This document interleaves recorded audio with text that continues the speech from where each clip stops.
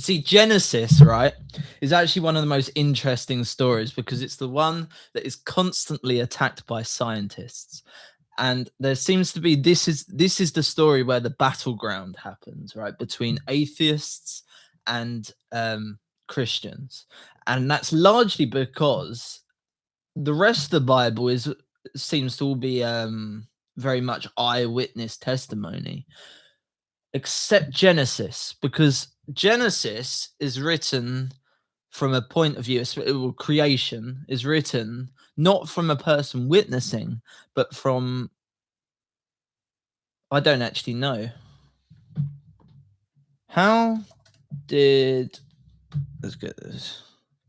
How did how did Moses, because it was written by Moses. The first 5 books of the Bible were written by Moses. You know, the guy who parts the Dead Sea and escapes with all the slaves out of Egypt. So, how did Moses write the story of creation? Because this is a weird one. Because how can you write about something that is documenting the dawn of the universe, like the dawn of existence, when no person existed? Through divine revelation.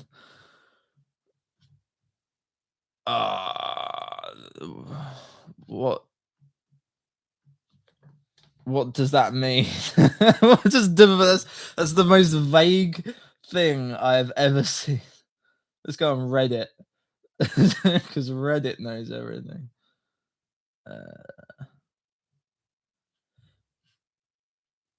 Simply put, this is a traditional view of the creation of the Torah. So the Torah is the first 5 books of the Bible, I believe. The books of Moses. To Moshe. I think that's supposed to say Moses, but I might be wrong. God on Mount Sinai. So God spoke to him. I don't think that's going to convince the atheists, personally. That's like saying that's because God said it, because God said so. I don't know. How convincing is it? Oh, it's in your house. Nice.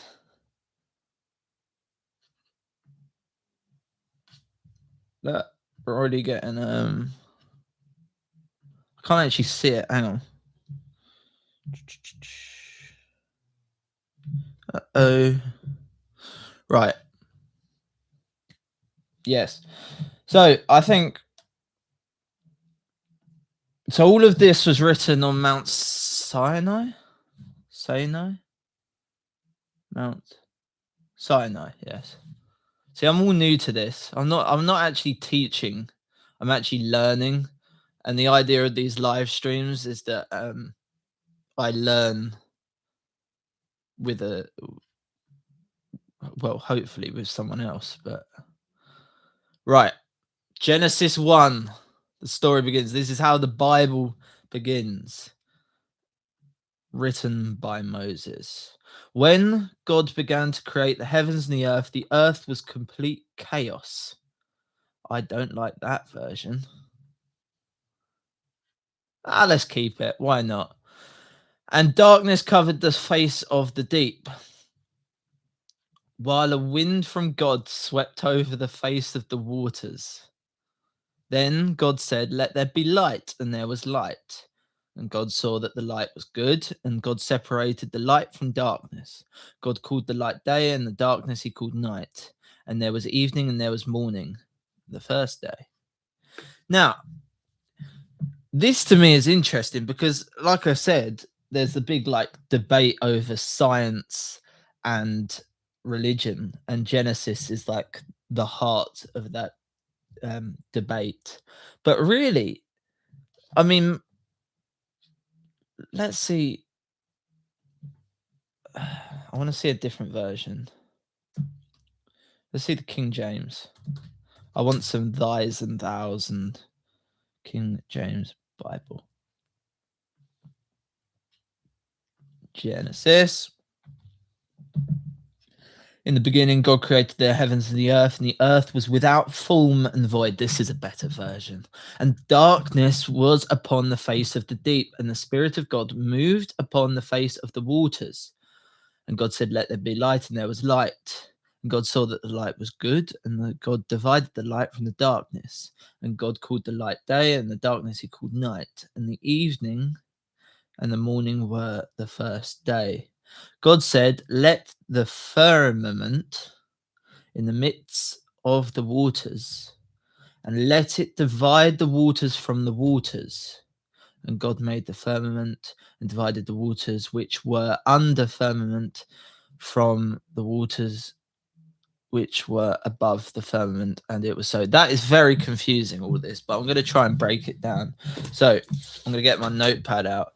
Now, the idea of this, what I'm trying to get at, what I'm trying to learn here is there actually a correlation between Genesis and science? I mean, let's have a look, right? In the beginning, God created the heavens and the earth. Now, interesting thing about that. So Genesis, creation. These are my notes. Genesis, creation. Right. In the beginning, God created the heavens and the earth. Now, science, most popular theory. Tell me if I'm wrong. Scientists. I know there is one in the chat, and it's actually my only viewer. We got Albert Einstein in the chat. People tend to use the firmament in the Bible as a flat earth theory evidence. We'll get to the firmament. Don't jump ahead. I want to know about the Big Bang. Now, I like the idea. Now, this is something that I remember hearing about in who was the scientist? Stephen Hawkins. Great guy. Stephen Hawkins wondered about the sort of the fire of life, as it were, like the something. This is in relation to the Big Bang, I believe, which was something that gives it life. Now, that could be God, right? I personally think, as a Christian, that it is God. I'm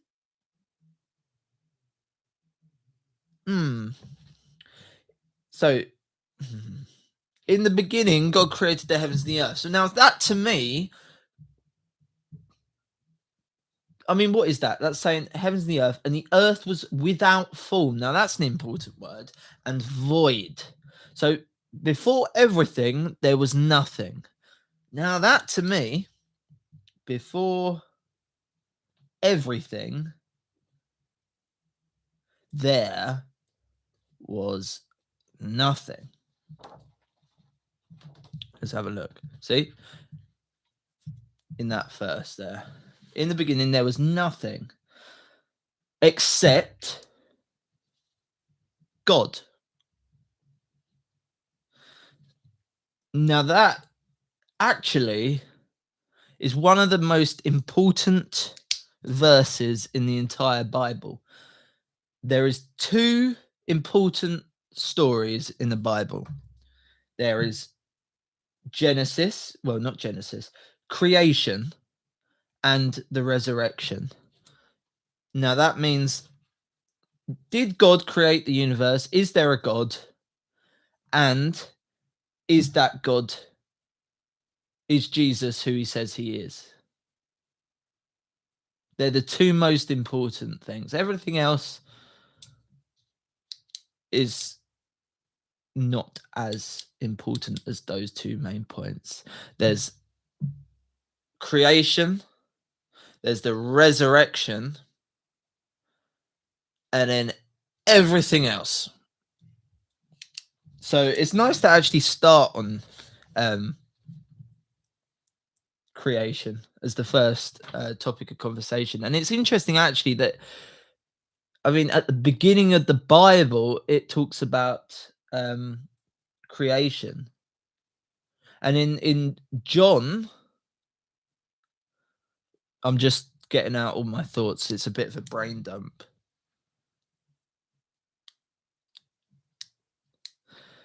And it's a bit of a brain dump of what's in my mind. Now, John, at the beginning of his testimony, gives a very similar piece of information to Genesis. He talks about the creation. So it's clear to me, looking at it now and getting my thoughts out, that creation is important and is also directly linked with the story of Christ. In fact, in John, it says, from memory, let's see, John.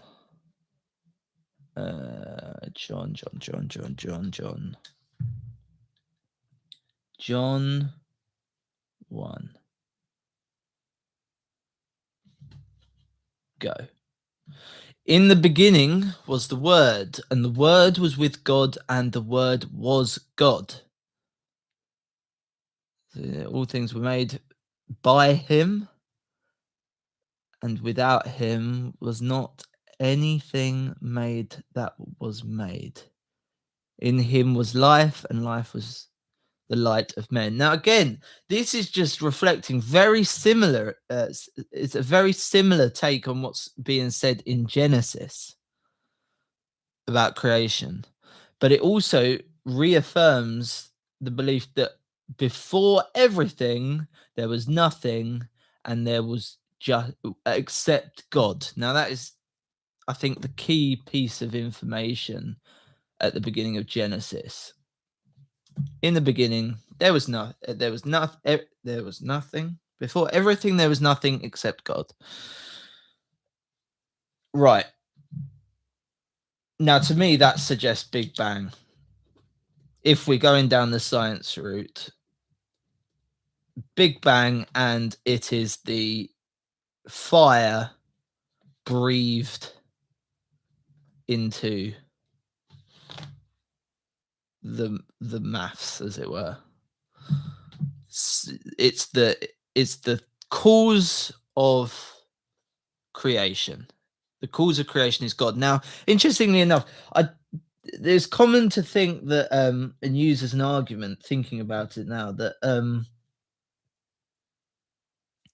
to put it as to link religion into a category that is God is an explanation for what we don't yet know. For instance, theory of the Big Bang. We don't know what caused the Big Bang. Therefore, religion equals God. Makes sense? I'm not sure it makes sense to me. But yeah. Are we going to cover the Jesus is yeast theorem in this live stream? Jesus is bread. No. Respectfully, no. Yeah. Right. Big Bang. Fire breathed into existence is God. Is the mathematical equation that breathes it. But yeah, like I was saying, I'm all over the place, man. This is difficult. Live streaming isn't simple. It'll get better, hopefully. Where was I?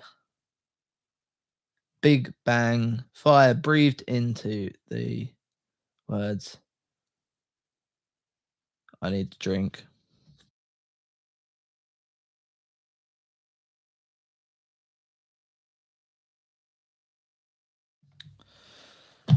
Welcome back.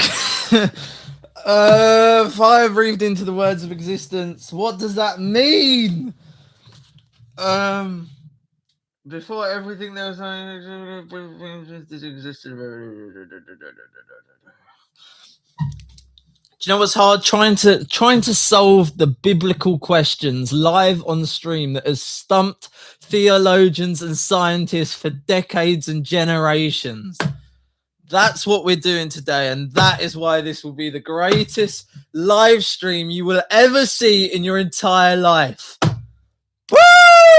Boom! Oh, you missed the amazing to camera piece I did there, but it was legendary. I encourage you to use your imagination in that and in this. Big Bang equals God. There. Moving on. What have we got? God, divided light, firmament. So let's see what this is. The firmament. People tend to use the firmament in the Bible as flat earth theory evidence. What is the firmament? Literally, the skies, heavens, or a vault of air surrounding the earth. What?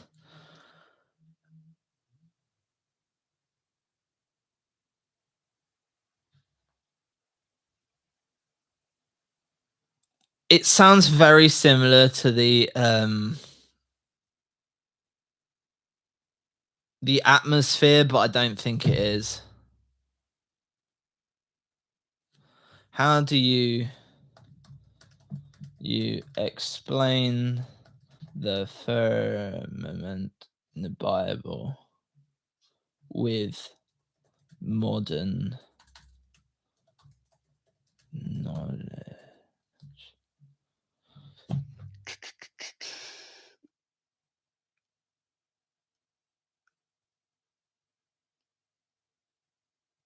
Observational poetry and modern scientific understanding.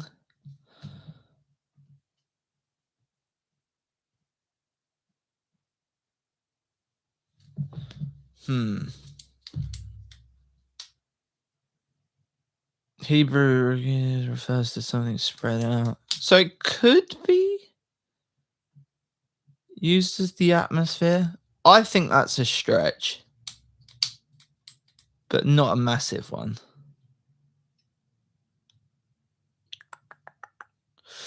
The firmament as a protective canopy. So yeah, it's basically... Now we've got to take into consideration when was Genesis written? 6th or 5th century BCE by Moses. So if Moses was... Now, this is an interesting point.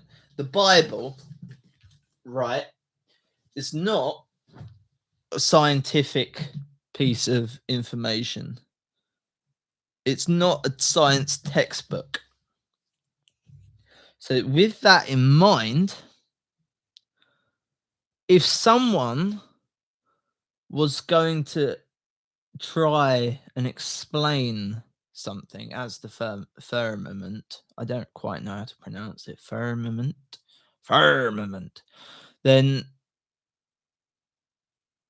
and they sort of, I mean, it's pretty interesting how close it is to the... Bear in mind, it was written in the 6th or 5th century. It's interesting to have that perspective of how else would you be able to describe what's being said. The idea of what I'm trying to get out of this live stream is to try and create a link between scientific understanding and religious understanding and seeing the correlation between the two. Now, that's quite difficult when we're reading something that is written in the 6th century with 6th century knowledge of science. So I'm allowing a little bit of grace here to create a correlation based off of the context of the author's understanding of what's being explained to him and how best it will be put down into writing. So currently, we've got, in the beginning, there was nothing.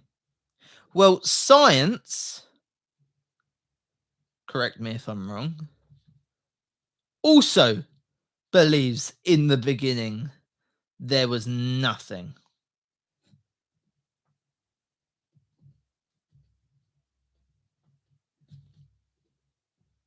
So there we go. We've got our first point of reflection there, like link. Religion, Christianity. There was nothing. Science, there was nothing. Cool. Then we've got, well, bar God. So let's get this going. This is the structure of what I'm trying to get through today. So, religion, actually, God, squad, God, squad versus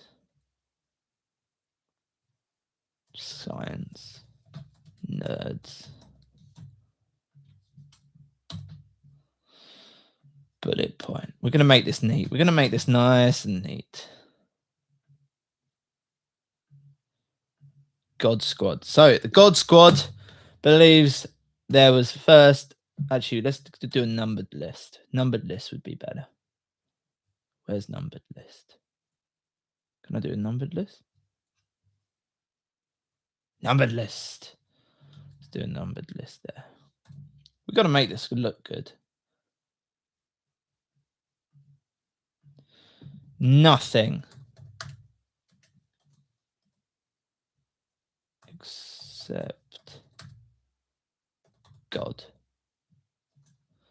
And then the science nerds believe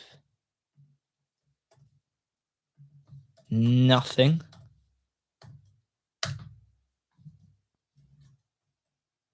except what? Is that the big conundrum of the science nerds? What do scientists think happened existed before the Big Bang? Let's turn off caps. Let's not shout at Google. Cosmic inflation and cyclic universe. Do you know what? I listen to a lot of podcasts and stuff about in the religion space, right? And the interesting thing is that both a lot of scientists and a lot of Christians both see now, when they look into science, science is a brilliant, absolutely fantastic describer of things. But what seems to happen is it just describes, it's a description of describing something that's describing something that's describing something that's describing something. Like, for instance, what is this table made of? It's made of wood. Why is it made of wood? This is going to really affect my science knowledge in a minute. Because of, oh, for God's sake, why is it made of wood? Because of some compound that makes it wood. Well, why is that compound there? Well, because of atoms. Well, why are atoms there? Etc., etc., etc. You can see where my limit of nanoscience comes into it. But hopefully you get the gist there. It's a describer of a describer. Now, when I look at this, what existed before the Big Bang? Well, there was a cosmic inflation, a cyclic universe of a previously collapsed universe. So before there was nothing, there was also something, nothing. Now, that doesn't actually disprove God whatsoever. may, if correct, add detail, but it doesn't actually disprove it. And maybe that is just the privilege of being with the God Squad, that it seems to be that there seems to be an excuse for everything. However, I think looking into science actually makes the religion, especially Genesis with creation, seem more interesting. Like the correlation between, let's get rid of that. Shoot. There we go. I don't want to leak any phone numbers. Right. Yeah, the correlation between science and religion, and not being a conflicting piece, but being something, two sides that can actually cohabit the same space. Now, Genesis is the only book really that is the science part of the Bible. Genesis 1, creation, is the only part that actually tries to explain stuff through science, not through experience. So let's carry on. Nothing looped infinity.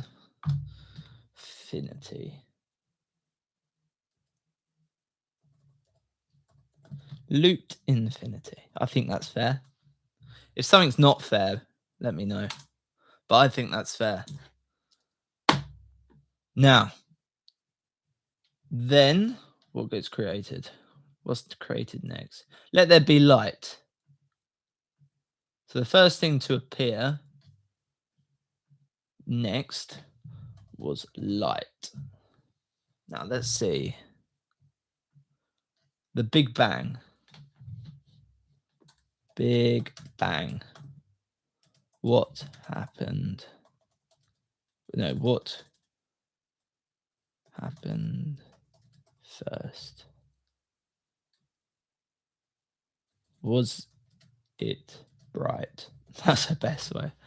Let's lead the witness a bit. Unimaginably bright and hot. Now, I'm glad it said that, because that really actually perfectly justifies my next point. So, God Squad, light. Science nerds, light. Something written in the 6th century is not the 6th century,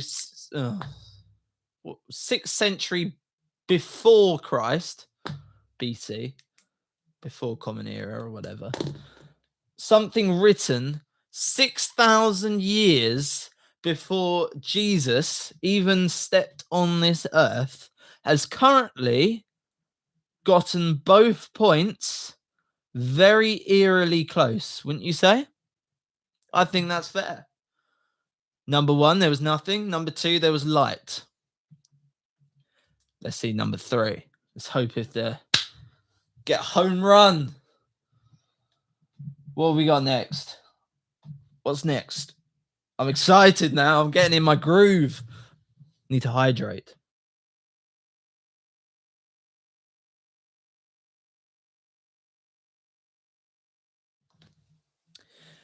Back into it. Let's go.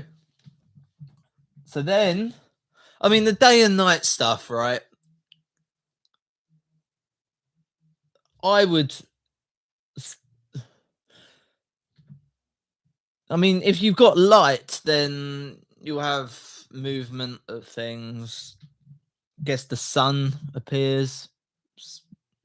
Now, the interesting thing, we'll get to the point of the days, the detail of the days. But when we look at this, right, we got the firmament coming up soon. Hang on. So there's day and night. Well, I'm going to link that to the light, because that's essentially what day and night is. Let's zoom in on this. So we got, and God said, let the firmament. Now the firmament, interesting enough. So before the earth there was day and night. Well, what do you need for day and night? You need the sun. So stars, because that is what the sun is. How soon after the process of the Big Bang how soon after the process of the Big Bang did stars appear? Let's see this. Not interested. The first stars, roughly 100 to 250 million years after the Big Bang. All right, we're skipping over a bit. All right, to be precise, we're skipping over 100 million years, but we'll get to the issue of the days of the week, as it were, of creation, which, not to spoil it, but I think has two reasonable justifications for, one very scientific, the other very religious, both of which can hold merit, I think. I'm just getting my thoughts out. I'm not trying to teach, I'm just trying to learn. So what have we got? Stars. All right, so stars appear. Why not? We'll have that down. Stars appear. Nothing here in the structure of things is really different. You know, we haven't got something like, I don't know, humans running around at the start with no earth or something silly like that. So it's actually pretty close together at the minute. It's pretty neck and neck. Nothing too drastically different. I mean, again, taking into consideration the fact that this was written 6,000 years before Jesus. I mean, what a book to get it that close. I think deserves a round of applause. Wrong one. Yeah, well done, Moses. Great job. 3-3 at the minute. 3-3. We got this. Come on, God Squad. Let's do it. So then what's next? The firmament.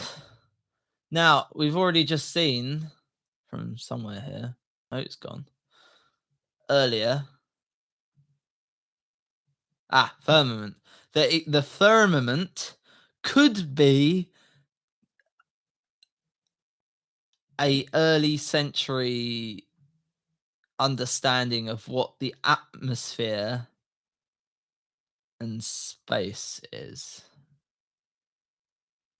So if we're looking at this as like a very, very deep into the science, and if this story is true, what is the science and how does it link to science? Then we could say that we've got the atmosphere. Okay. We're getting a little bit. Or space. Space.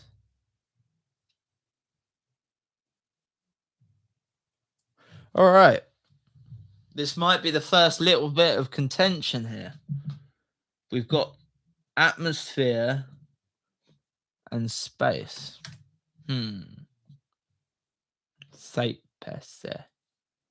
Space. Is there any other understanding of what the firmament is? Space. Stellar expanse. The firmament as a protective canopy.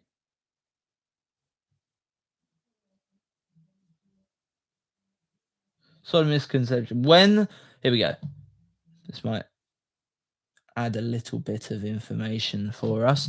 While the King James Bible uses the firmament from Latin firmamentum, modern scholars generally accept that the original Hebrew term rakia emphasizes the space created not the hardness barrier. Right. It's good enough for me. If the original Hebrew says it, King James doesn't know what's up. Let's get rid of that. We're back in it. 3-3 still. 3-3. And the crowd goes wild.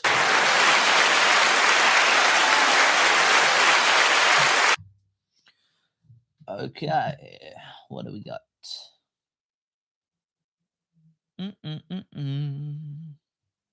Thermal radiation. Okay. So,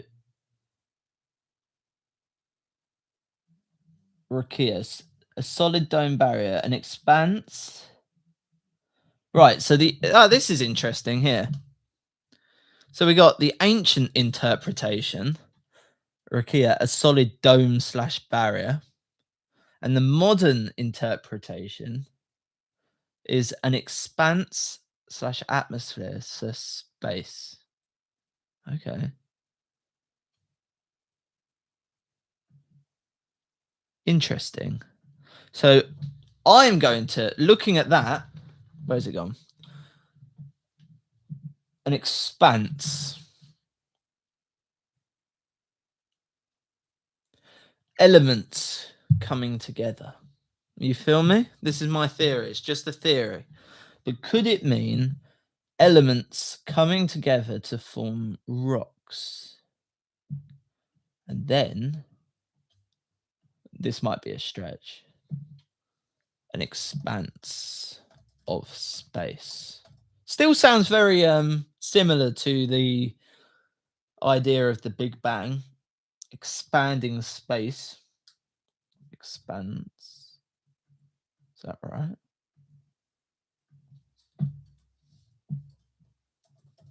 Expanding of space.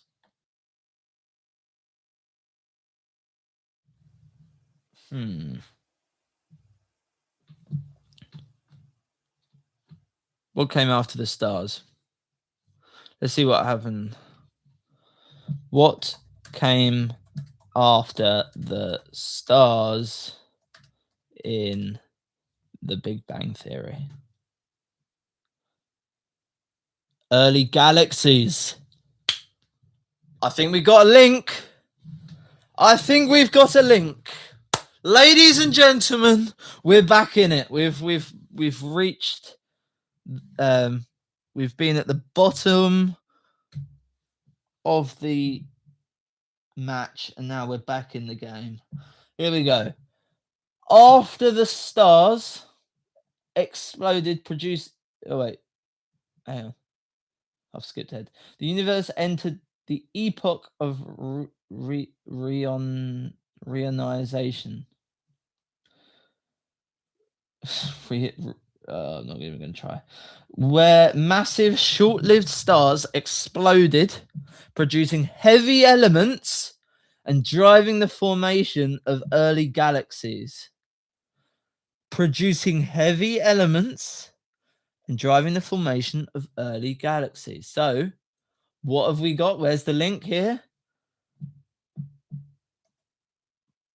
Producing of galaxies. Oh, my spelling is so bad.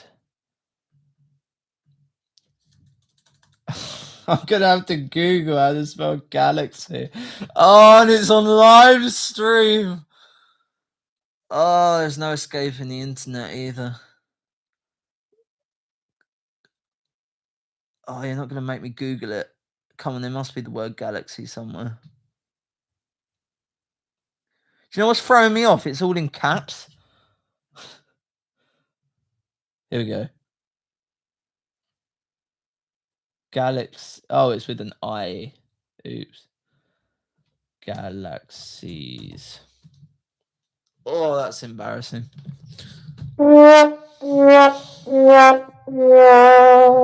Right, so we got the producing of galaxies, expanding of space,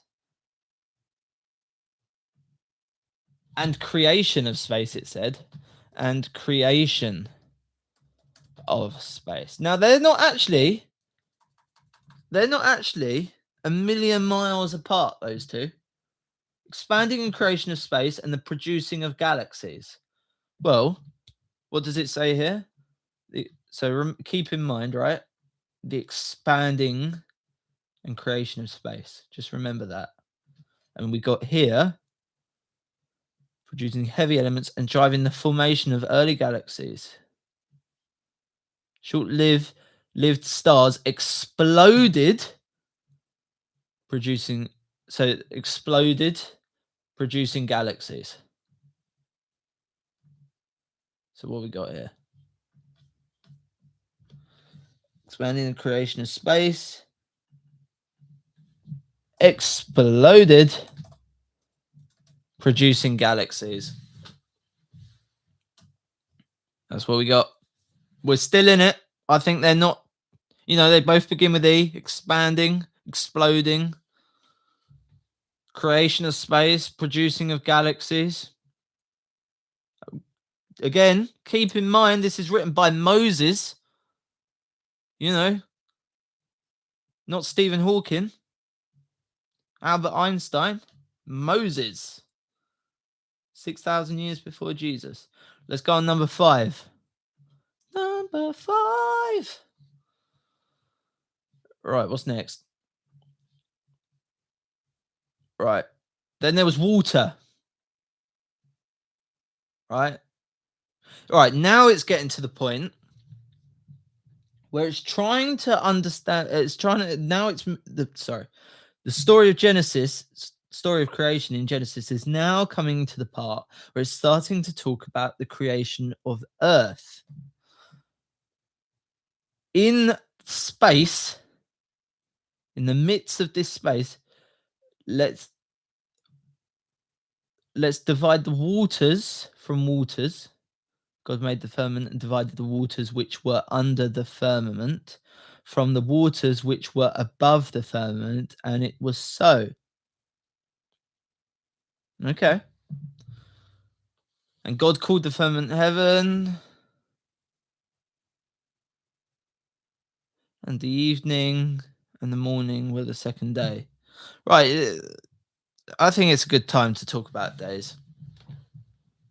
Now, I've got a book over there that gave 2 very convincing points to me. Let's get a notepad up here. So we got days.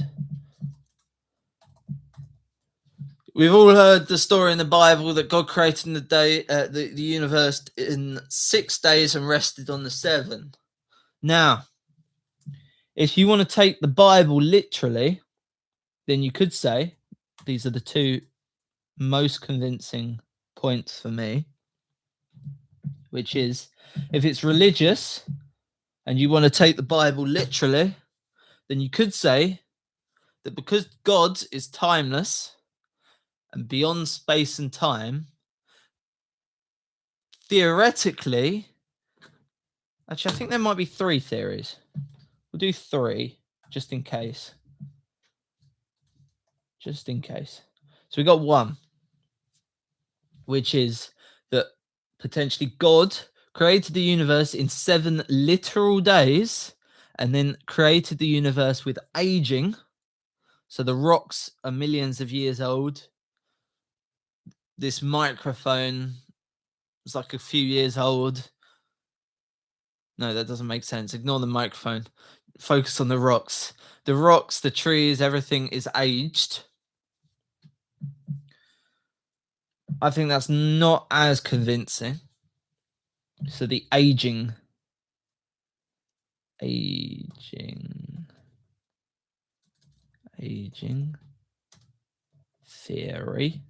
It's the aging theory that God aged everything in 7 days. Potentially. The other theory is that 7 days are not literal 7 days. Now, I think this is actually very important. This has just clicked with me. 7 days, right? What is a day? It's 24 hours. Yeah, on Earth. But if you go into space, days are different, right? I'm gonna do something here today. Look at this. Thomas Cridland, Nobel Prize winner.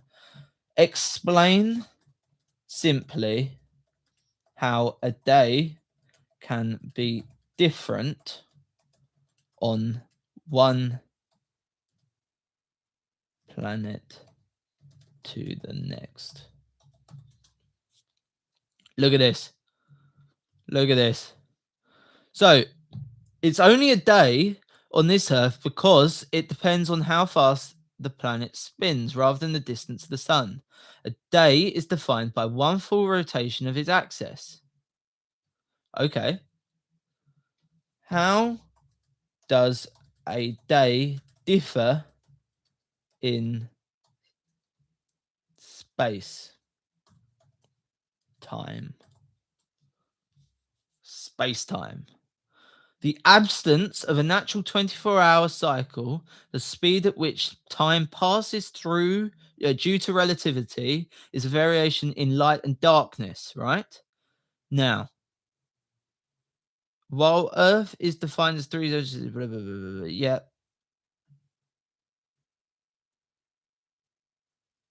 Time to relativity. Now, relativity. Whoa, yes, I love a good bit of relativity. Absolutely amazing. I just broke my light. That's how excited I am about relativity. Let's hear this. Oh, I'm about to do something here today. Watch this. Watch this. Right. Relativity. That's what I need to look up. I'm getting distracted. I'm so excited. Explain relativity simply. Einstein's theory of relativity shows that time and space are interconnected, space-time, and not absolute, changing based on speed and gravity. Changing based on speed and gravity. Days are not 24 hours, they are flexible.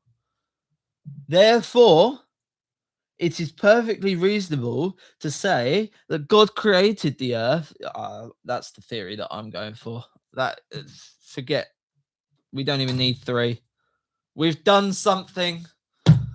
We've worked it out. I think that is very convincing to me personally. I think that's incredibly convincing. So let's get this going. We got the aging theory. Don't think that holds up. Maybe it does. There's no evidence to suggest that it is fake, but there's also no evidence to suggest that it's true. So I like number 2, which is that relativity Einstein. My spelling, I hope that's right. It's probably not. Is it right? No. No.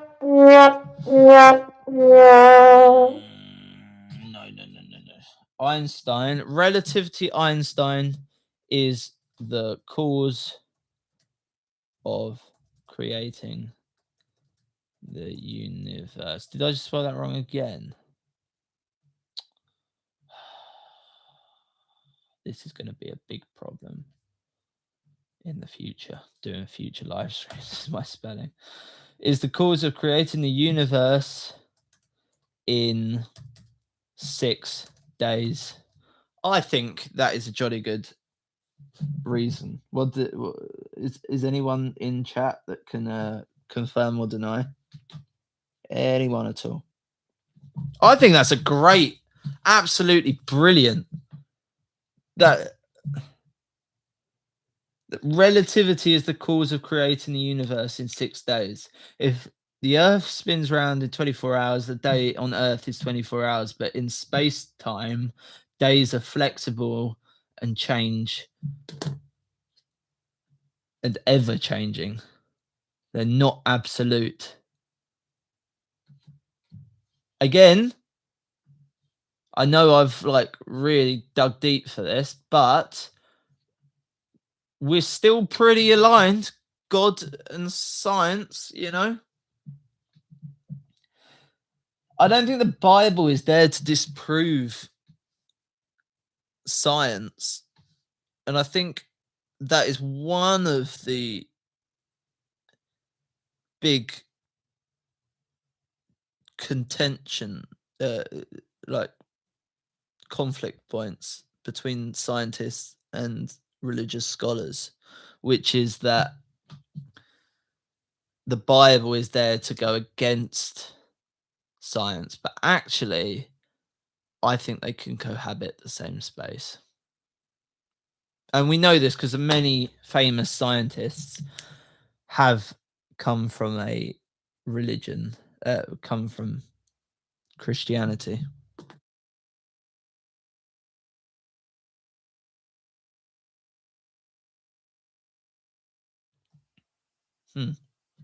Right.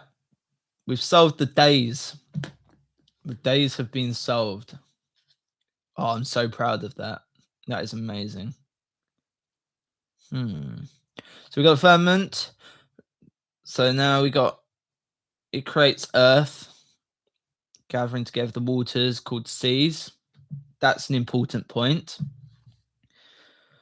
Let's go. So then creation of earth. Well, if there's galaxies coming after science in the team science nerds, then the creation of earth is perfectly justified to be put there. Again, bang on. Now, interesting enough, now that it gets really interesting here, right? In the Bible, it says about gathering together of the waters called the seas. Now, from memory, let's have a look at this. How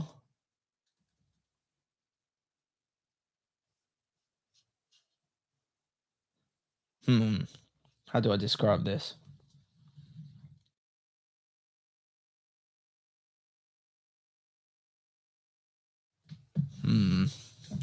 How was Earth made? Bullet point.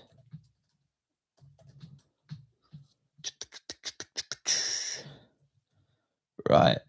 Oh, what is all these words? I feel like I'm in science class. My brain is on fire. Moon formation, cooling, and atmosphere. Right, cooling. That's what I want to know. Volcanoes release gases, creating an early atmosphere. Oh, creating an atmosphere. Woo, where we got that? So before the rest, there was an atmosphere. Ice comets of meteors brought water, eventually leading to the formation of oceans. Brought water. Here we go. So there was volcanoes.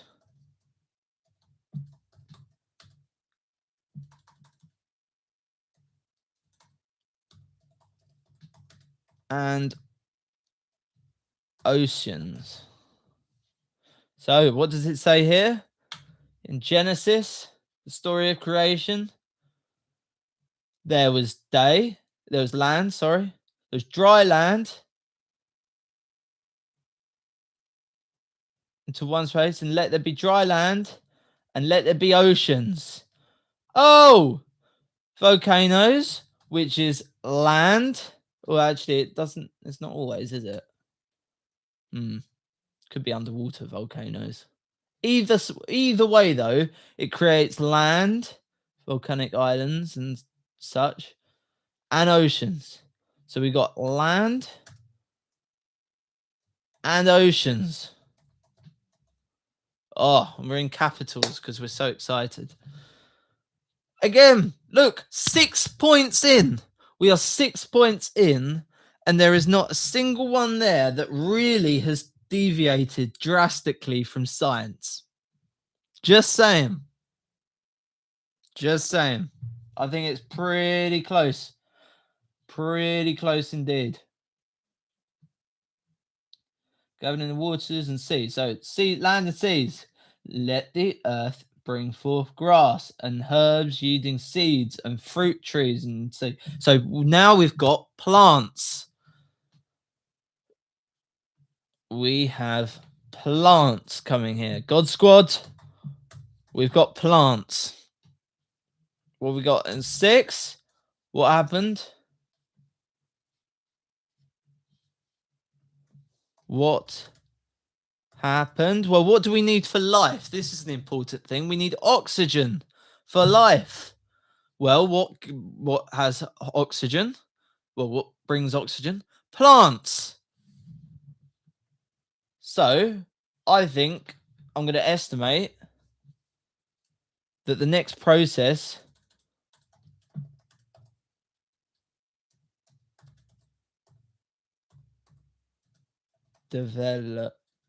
what's the next major development of the creation of oceans came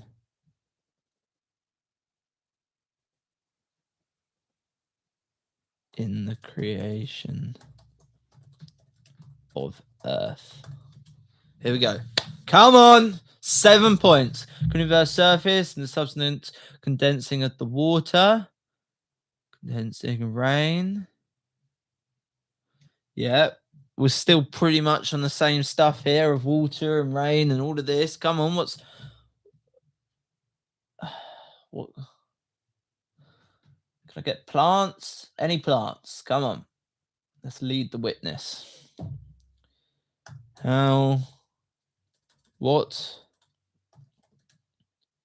in the creation of Earth came after the cooling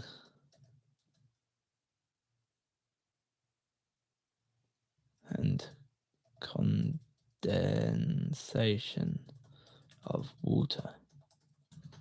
Come on, plants. Come on. Yeah, solid crust. We're still on the land. Yeah. Emergence of light. Here we go. We're getting closer. Come on. Now, stable. When it became more stable, underwater, hydrothermal vents, allowing the development of organic molecules. There we go. Organic molecules. Now, what is organic molecules? I think that's the preposition. The organic molecules of plant life. Come on. Yeah. What does that mean? Biomolecules. Complex polymers. Polymers? Okay. Stage called primordial soup. Assembly complex molecules. Small organic molecules. Yep, come on.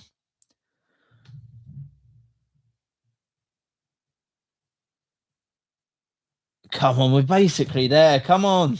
it's been a bit too specific, right? But I think we're nearly at the life. Come on. After the complex bio molecules. Come on, come on. Proteins, lipids, yeah.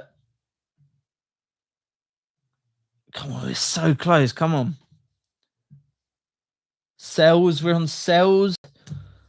And what brings cells? Single-celled organisms. Self-replication. This is annoying. Come on. After, what comes after?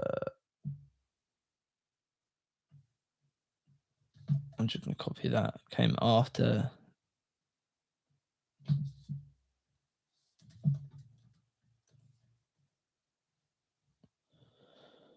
Following the surface, the emergence of genetic systems, development of early metabolism, and eventually the rise of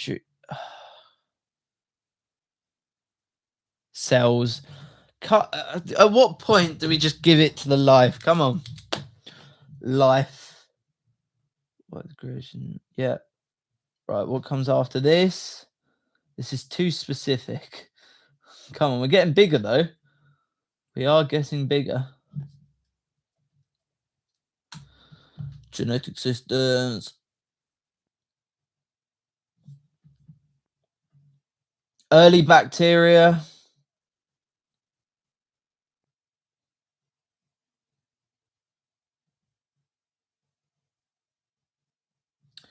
Yeah, I'm gonna call it. I'm gonna call it. I've seen enough. Life. Plants. There we go. 7-7 so far. 7-7. So we have got, just to recap here, God Squad believes in the beginning there was nothing except God. Science nerds believe that in the beginning there was nothing except looped infinity. God Squad believes next there was light. Scientists believe next there was light. Then there was stars. Stars. So it's getting pretty darn close here. And then the expanding and creation of space for the God Squad. And then in the science team, we've got the exploding, producing of galaxies. Well, that seems pretty well linked there. Then we got the creation of Earth. Then the creation of Earth. We're on to the creation of Earth. It's more like a side story now. But then we've got the creation of land and oceans. And then with the science, they believe the creation of volcanoes, which creates land and oceans. And then we got from the oceans comes the creation of plant life. And with the God Squad, we got the creation of plants. So let's carry on. We're nearly there. We're nearly there. 8. What have we got here? Come on. Brought forth grass. Yep. An evening and morning, third day. We've already explained what the third day is with relativity. We got God said, let there be lights in the firmament of the heaven to decide the day of the night. Yep. Now, this is interesting. This is really interesting coming up here.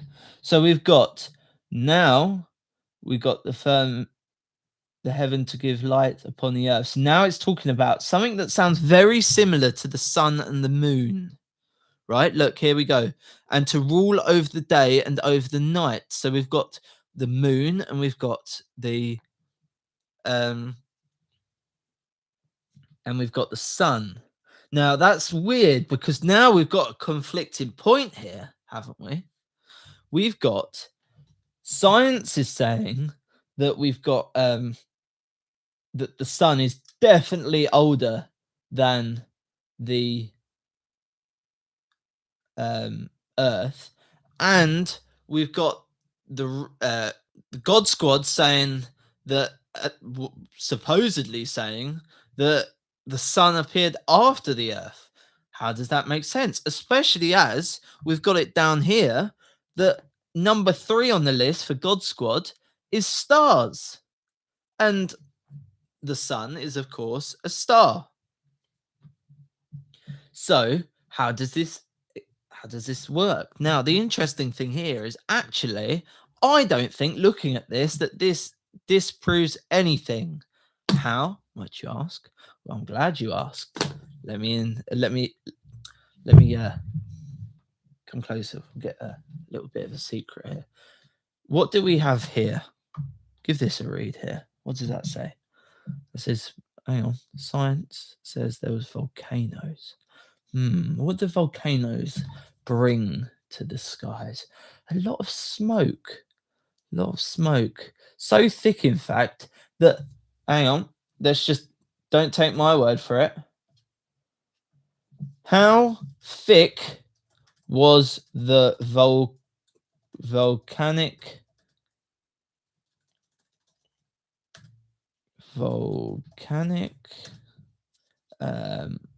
smoke in the creation of Earth. Let's see how thick this was, eh? During the early stages of the Earth creation, 4.6 to 4 billion years ago, the atmosphere was incredibly thick and dense. Oh, so if it's thick and dense, then when you imagine looking up, you wouldn't be able to see the sun, would it? Let's see this. Was the volcanic smoke in the creation so thick that you would be unable to see the sun? The sun's obviously very bright. It is highly likely that for significant periods of during the Earth's earliest stages, that the atmosphere was so thick with volcanic gases, smoke, and methane-based haze that the sun would have been invisible. So what happens when the smoke clears? The sun appears. So I'm not going to write here that the sun ruled over the day and ruled over the night. I'm going to look a bit deeper into this. The sun didn't appear. It didn't come into being, but the sun and moon appeared in the sky. Now I'm going to link that to the clearing of volcanic ash smoke. How'd you like those apples? I think that deserves a round of applause. There we go.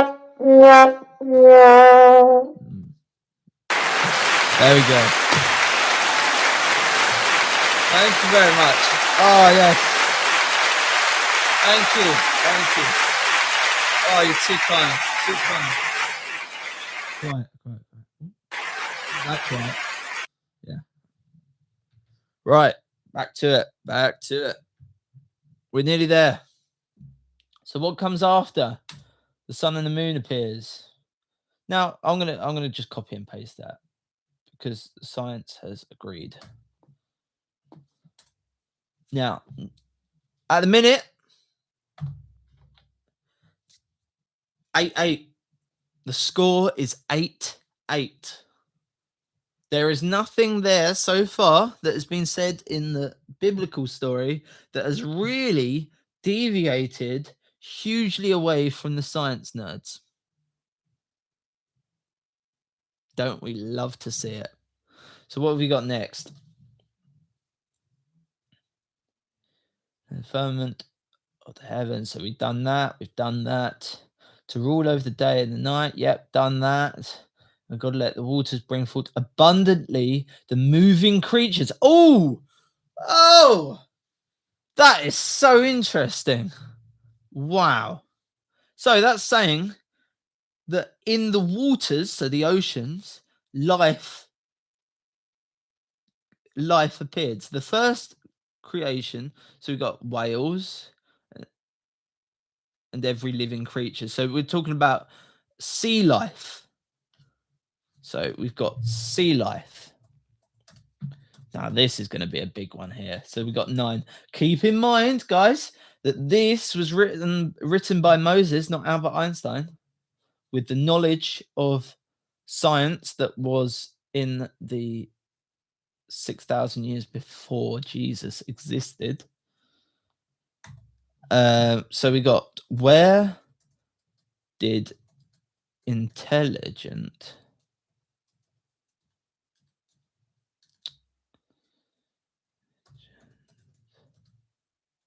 life first appear? No, where did intelligent life first appear? No, not in Africa. That's too intelligent. Life.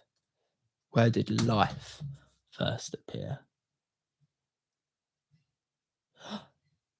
Oh, What does that say? I'm going to let that sink in.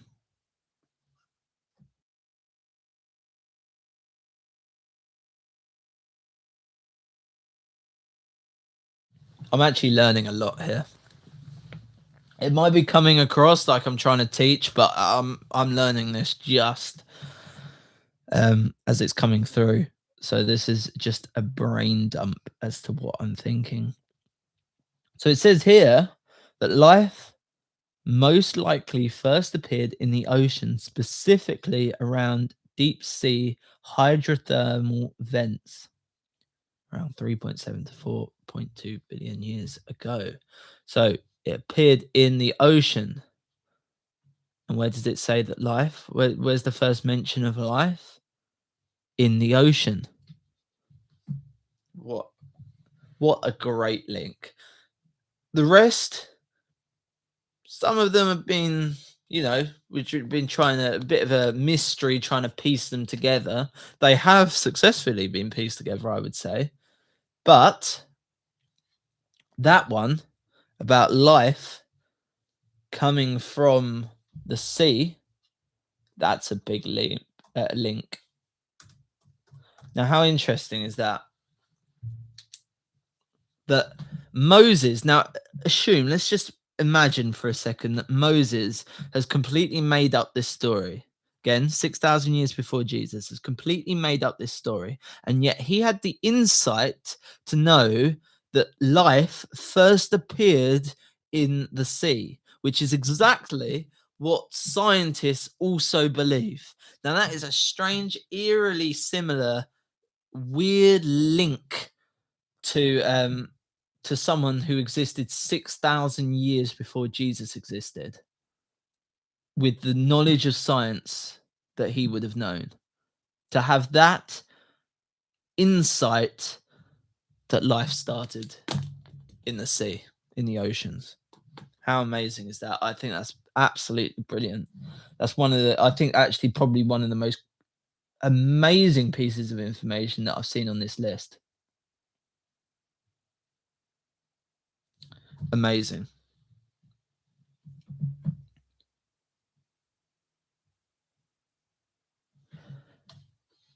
What's next? Right, what's next? And in the moment we got thing. Bring forth the living creatures after the kind. Living creatures. Now, creeping things. Now it says here, right, after his kind, cattle and creeping things. So we got insects and cattle. And beasts of the earth after his kind. That's an interesting use of words. Beast of the earth. Now, to me, that suggests dinosaurs. Do you know what I mean? But I need to just check what it means by beasts of the earth, because that might just be a translation thing. What does it mean? Beasts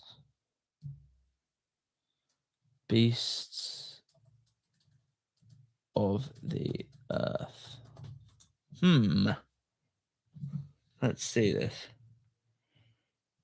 Wild animals in the Bible representing God's creation. So, prophetic context. I think it's not a stretch, actually. I don't think it's a stretch to suggest that that could be dinosaurs. Beasts of the earth. Now, I know that's an English translation, but that's not an entirely big stretch. So, land animals. So, then came the dinos. And then we've got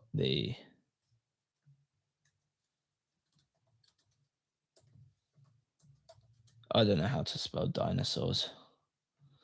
We've got dinosaurs and we've got land creatures. We'll put insects as well.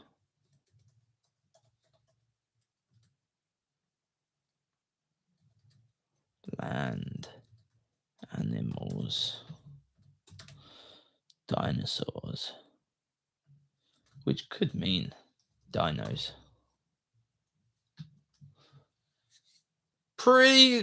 Again, I know I keep saying it, but good link there. Beasts of the earth, dinosaurs. Well, potentially, yeah. And then came man. So then came humans. Humans.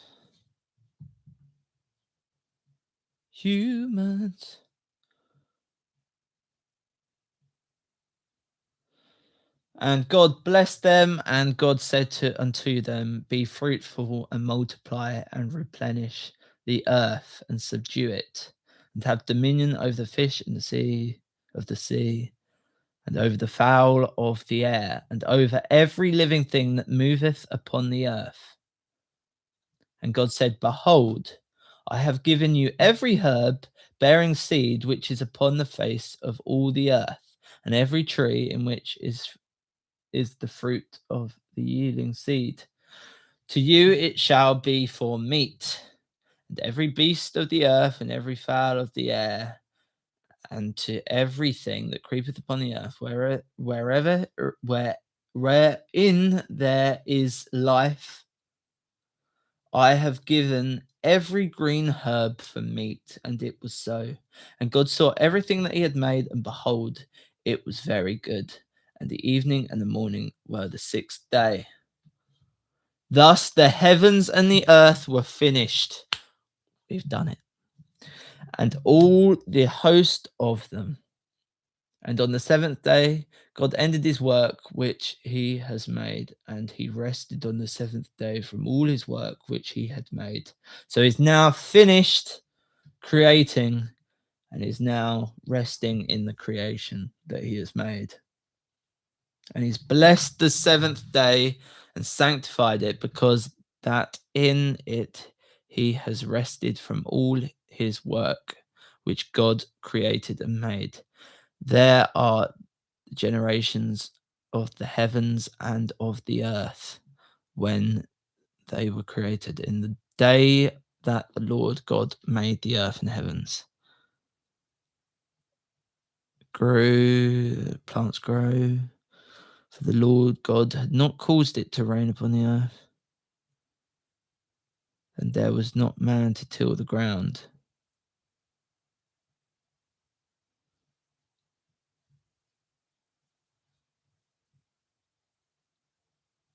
We'll get on to Eden in the next live stream. But yeah, let's just have one final look at the list that we have got. God Squad. There was nothing. First, there was nothing except God. Then there was light. Then there was stars. Then there was the expanding and creation of space. Then there was the creation of earth. Then there was land and oceans. Then there was plants. Then there was the sun and the moon appeared in the sky. And then there was sea life. And then there was land creatures. And then there was humans. Pretty good list. Science nerds, you guys believe that nothing. First, in the beginning, there was nothing except looped infinity. There's a slight change there, because the Christians believe that there is nothing except God. So God is the difference between God and the infinity. I still think there could be potential for infinity if there was God. It doesn't disprove God, but there is a slight difference, obviously, because the atheist view, which isn't always the scientific view, it's just the atheist view, is that there is no God, and that the Christians obviously believe that there is. Then the science nerds believe that there was light from the Big Bang. Then from the Big Bang came stars, and then exploded from the stars that exploded, which produced galaxies. Then from those galaxies was the creation of Earth. Then there was volcanoes on the land, like land and oceans. Then there was life, plants, and then the sun, and the moon appeared in the sky. We've linked that together because that was another big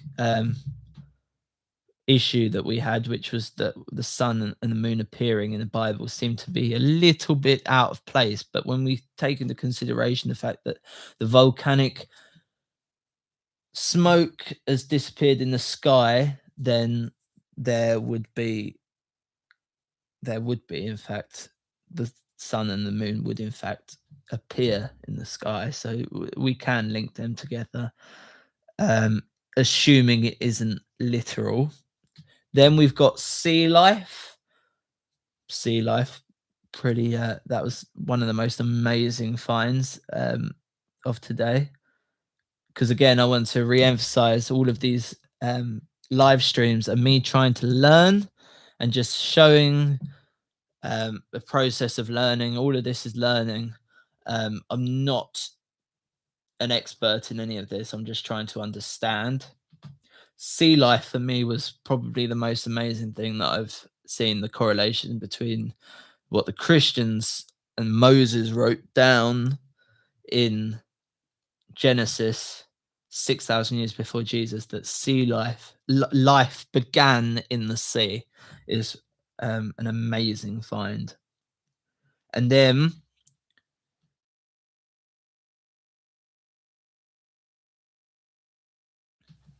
I'll get on to questions in a minute. We'll get on to that. There's a lot there that seems really interesting and good. Then we've got insects and land animals, potentially science, dinosaurs, and then humans. And we, with the Christians, we saw about the beasts of the earth, which I've linked to dinosaurs and humans. So there's nothing really too different between these findings. So, and then we've got the days. We've got the aging theory that potentially God created everything with an age, and it was 7 literal days of 24 hours. But I prefer the idea that we've discovered of Einstein's relativity, is that the cause of is the cause of creation. I think that's actually up there with the sea life being the most interesting thing of being discovered, that time in space. I'm going to look that up again because that was brilliant. Explain simply relativity. Time and space are not fixed. They change depending on how fast you are moving and the strength of gravity. Therefore, days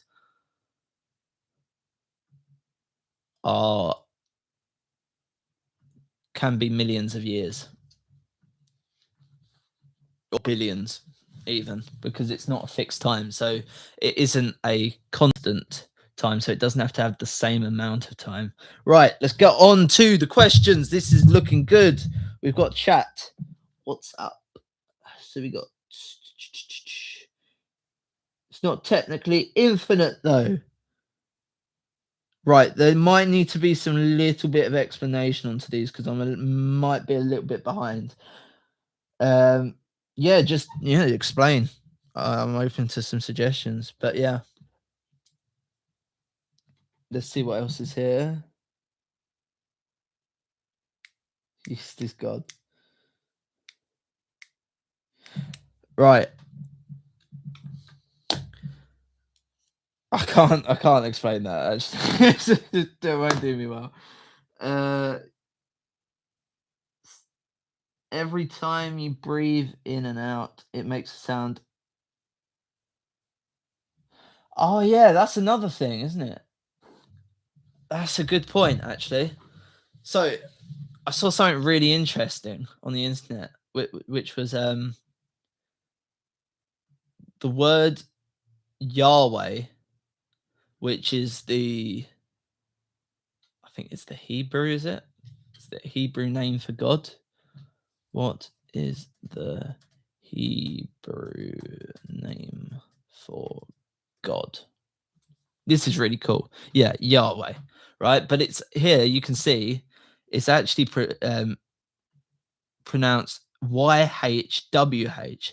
But because Western languages love their vowels, they've added in the A and the E. So again, it's just YHWH, which is interesting because when you actually like pronounce that, yeah,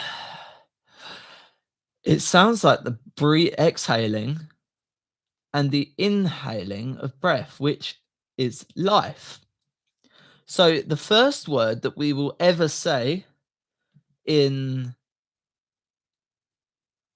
our lives, in everyone's lives, the last word we will ever say in our life, and every single moment, good and bad, is the constant naming of God, which I think is really cool. So yeah, right. Let's see this.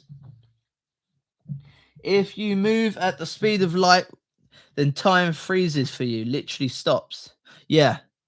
So I'm not sure if you caught about the relativity that we were doing, but that was what we've used to justify the idea that God created the universe in 6 days is through relativity. Let's see. And that also links well to the fact that God is supposed to be timeless and beyond space and time, which obviously, you know, time seems to be beyond space and time. So it links quite well to the relativity theory of Einstein. What else? If you were a light particle, then even if you took millions of years of travel for you, you would be born and die, land on something in the exact same instant, even if it took millions of years. Yeah, time's strange, man. You said like I don't believe in infinity, like the universe. So I said, isn't God technically meant to be infinite? Therefore, surely it's possible for creation to be as infinite as him.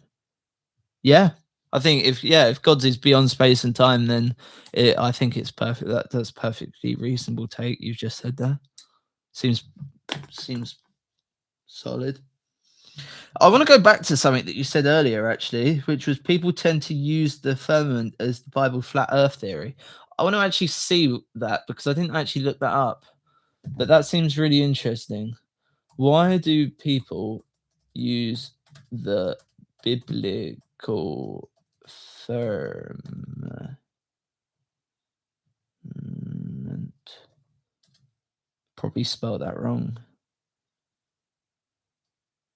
As justification for the flat Earth theory.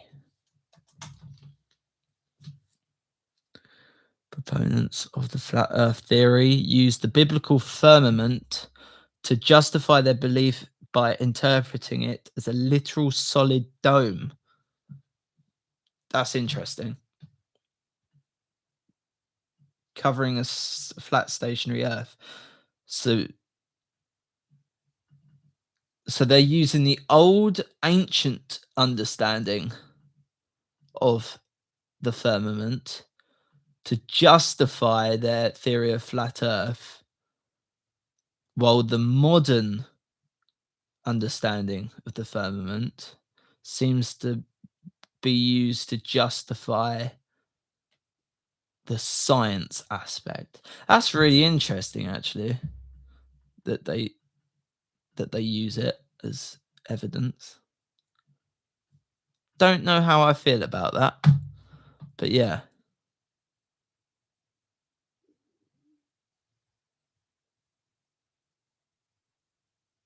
Is God not technically infinite, though? Is God technically infinite, though?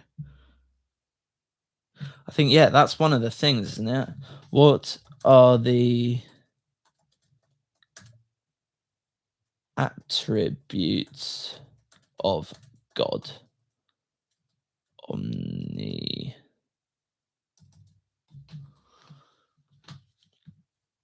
So we got omnipotent, all powerful. Let's get this up. Omnipotent, omniscient, all knowing, and omnipresent, everywhere present. Well, that suggests to me that that is infinite. But where does it say that? Where does it say that God is omnipresent? So in Psalms, David asks, where shall I go from your spirit, or where shall I flee from your presence? And God states he fills heaven and earth. Is there anywhere else? Fills heaven and earth.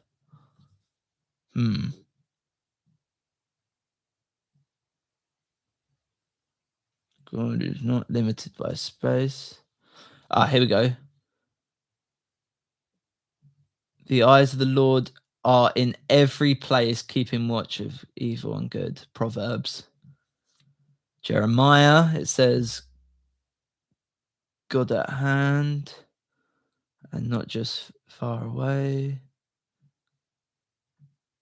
Psalms, presence in heaven. The furthest sees nothing, that darkness is not dark to him. That's an interesting one, because that gives a very nice picture of space and the end of space. Nothing that darkness is not dark to him. So that can be metaphorical of darkness as in suffering, could also be literal of darkness of space. But yeah, wonderful.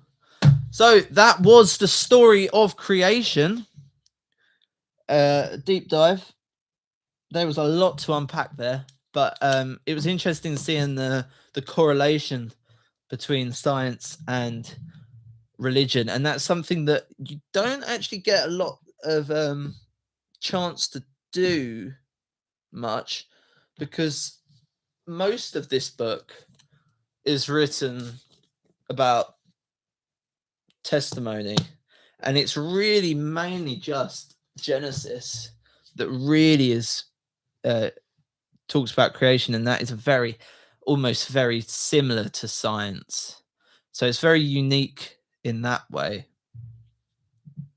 But yeah, no, it's been very interesting. I think the theory of relativity and the idea of life appearing in the oceans first that's the crown jewels of today's episode.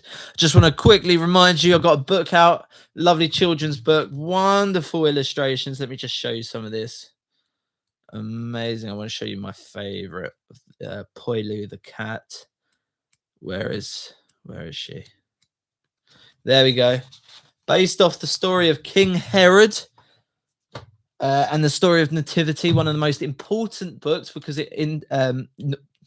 although this is an important book, I mean, the story of Nativity is one of the most important because of it documents the story of Jesus's birth. So yeah, it's wonderful. It's available on Amazon now, and yeah. Thank you very much for watching, and I'll see you in the next live stream, which will be, I believe, about what's next in the story? Adam and Eve? Sin, original sin? That's going to be an interesting one. Hopefully not as heavy as the creation story, because that was quite of a brain fog. That was a lot. But yeah, no, thank you very much for watching, and I'll see you in the next one. Adios.